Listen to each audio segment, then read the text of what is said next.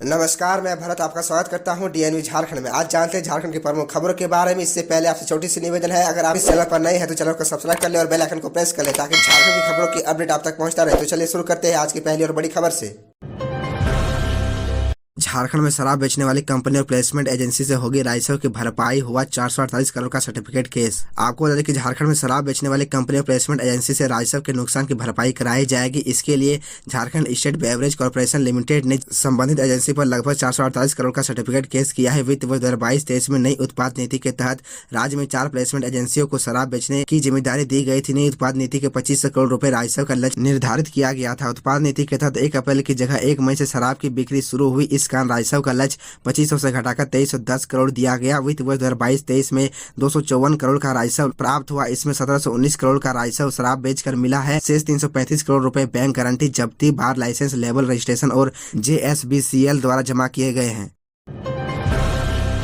JSSC ने जारी किया कैलेंडर, जाने कब होगी CGL लैब असिस्टेंट समेत अन्य बड़ी परीक्षाएं। आपको बता दें कि झारखंड में सरकारी नौकरी की तैयारी कर रहे अभ्यर्थियों के लिए खुशखबरी है। दरअसल राज्य कर्मचारी आयोग ने विभिन्न परीक्षाओं का कैलेंडर जारी कर दिया है। आयोग ने इसमें आवेदन प्रकाशित होने की संभावित तारीख के साथ साथ परीक्षा की तिथि भी जारी कर दिया है। साथ ही इसमें संभावित परीक्षाफल की तिथि के बारे में भी बताया गया है। आपको बता दें कि आयोग ने जो कैलेंडर जारी किया है, इसके मुताबिक झारखंड प्रयोगशाला सहायक प्रतियोगिता परीक्षा जून के अंतिम सप्ताह में हो सकती है। उसी तरह स्नातकोत्तर प्रशिक्षित शिक्षक प्रतियोगिता परीक्षा जुलाई के दूसरे सप्ताह में हो सकती है। दोनों के आवेदन का नोटिफिकेशन पहले ही जारी कर दिया गया है। ये दोनों ही परीक्षा CBT मोड में होगी। इसके अलावा डिप्लोमा स्तर संयुक्त प्रतियोगिता परीक्षा अगस्त 2023 के पहले सप्ताह और सामान्य स्नातक संयुक्त प्रतियोगिता परीक्षा यानी कि CGL सितंबर के पहले सप्ताह में होगी। ये दोनों ही परीक्षा का आवेदन अगले माह प्रकाशित हो सकती है। खबरों में आगे बढ़ने से पहले आपसे छोटी सी निवेदन है कि अगर आप इस चैनल पर नए हैं तो चैनल को सब्सक्राइब अवश्य कर ले ताकि झारखंड की हर खबर आप तक पहुँचा सके।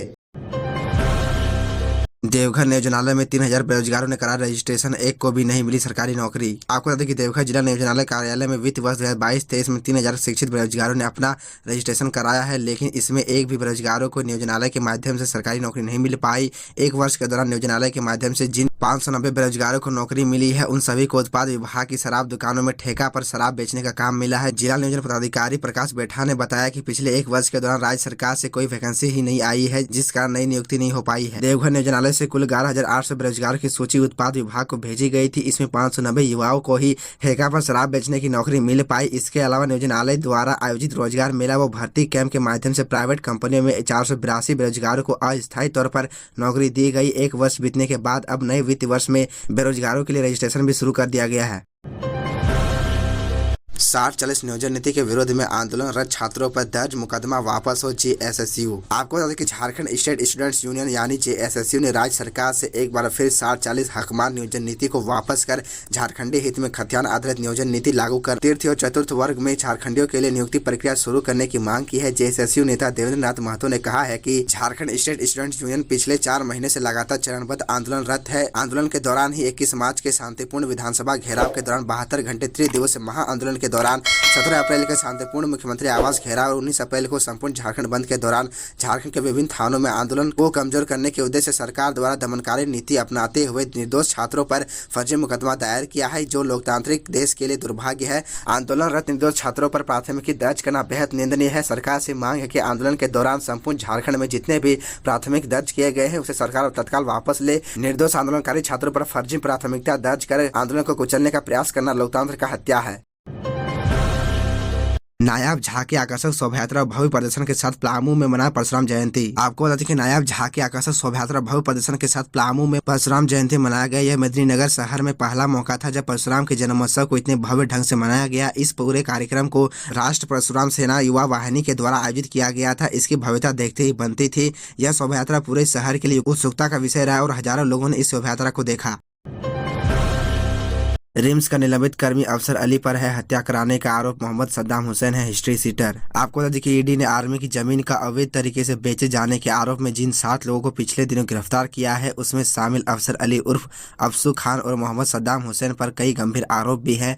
रिम्स के रेडियोलॉजी विभाग के निलंबित रेडियोग्राफर मोहम्मद अफसर अली जमीन का नेचर बदलने, खाता प्लॉट या क्षेत्रफल बदलवाने से लेकर कोलकाता में फर्जी डीड तैयार करने का असली मास्टरमाइंड है। इसके अलावा नवंबर 2022 में जमीन कारोबारी शेखर महतो पर जमशेदपुर के धामुलगढ़ इलाके में फायरिंग की घटना को अंजाम देने के आरोप भी अफसर अली के अलावा सद्दाम हुसैन और प्रियरंजन सहाय पर है। अफसर अली और प्रियरंजन सहाय ने कहा, सद्दाम तुम शेखर को रास्ते से हटाने का प्लान करो तो जितना पैसा लगेगा हम लोग खर्च करेंगे। इसके बाद बिट्टू सिंह को 15 लाख में सुपारी दी गई। योजना के तहत घाटशिला के पास NH के किनारे बिल्लू ढाबा के पास बुलाया और घटना को अंजाम दिया गया। TSDPL में नौकरी का मौका ITI व डिप्लोमा होल्डर के लिए 30 अप्रैल को होगी बहाली परीक्षा। दरअसल आपको बता दें कि Tata steel downstream product limited TSDPL में ITI और डिप्लोमा होल्डर के लिए बहाली परीक्षा 30 अप्रैल को होगी। कंपनी के AGM HR and IR Shubhamay Majumdar के हस्ताक्षर से इस संबंध में शनिवार को नोटिस जारी किया गया है। पिछले साल 27 अक्टूबर 2022 बहाली निकाली गई थी, लेकिन बहाली में स्थानीय उम्मीदवारों को नियोजन अधिनियम 2021 के तहत नहीं किए जाने का मामला झारखंड जनतांत्रिक महासभा के उठाने के बाद बहाली प्रक्रिया को स्थगित कर दिया गया था। आपको बता दें कि बहाली परीक्षा में TSDPL में कार्यरत ठेका कर्मचारी पुत्र और सामान्य उम्मीदवार शामिल होंगे। बहाली परीक्षा में शामिल होने वाले योग्य उम्मीदवारों को सूचना और एडमिट कार्ड जल्दी SMS, WhatsApp और ईमेल के माध्यम से भेजा जाएगा। सभी स्थानीय उम्मीदवार जिन्होंने रोजगार कार्यालय में पंजीकरण नहीं कराया है और निजी क्षेत्र में स्थानीय उम्मीदवारों का झारखंड राज्य रोजगार अधिनियम 2021 के तहत अधिवास प्रमाण पत्र प्राप्त नहीं किया है, उन्हें परीक्षा के समय इसे जमा करने को कहा गया है। झारखंड में एक दिन में कोरोना के 49 नए मामले, एक्टिव केस 284। आपको बता दें कि झारखंड में कोरोना के मामले लगातार बढ़ते ही जा रहे हैं। राज्य में फिलहाल 284 एक्टिव केस है। बीते 24 घंटे में कोरोना के 49 नए मामले सामने आए हैं, जबकि 24 लोग स्वस्थ भी हुए हैं। राजधानी रांची में सबसे अधिक 10 मामले सामने आए हैं। इन नए आंकड़ों के साथ राजधानी रांची में फिलहाल 82 एक्टिव केस है। आपको बता दें कि रांची में संक्रमण का बढ़ता ग्राफ चिंता का सब बना हुआ है। रांची के बाद सबसे ज्यादा मामले पूर्वी सिंहभूम से आए हैं। उसी तरफ देवघर से 7 और बोकारो में 3 मामले सामने आए हैं, जबकि लातेहार गिरिडीह में 4, लोहरदगा में 6, हजारीबाग में 2 संक्रमित मिले हैं। सबसे कम गोड्डा, गुमला, पलामू, चतरा में एक मामले सामने आए हैं। हालांकि राहत की बात यह है कि बीते 24 घंटे में किसी भी मरीज की मौत कोविड की वजह से नहीं हुई है। तो यह थी झारखंड की टॉप बड़ी खबरें, और इसी तरह झारखंड की छोटी सी बड़ी खबरों को देखने के लिए आप हमारे चैनल DN न्यूज झारखंड को सब्सक्राइब कर ले और बेल आइकन को प्रेस कर ले, जिससे आपको झारखंड की हर छोटी बड़ी खबरों की अपडेट आप तक पहुंचता रहे। तो आज के लिए इतना ही, हमें दीजिए इजाज़त, फिर मिलते हैं आपसे अगले वीडियो में।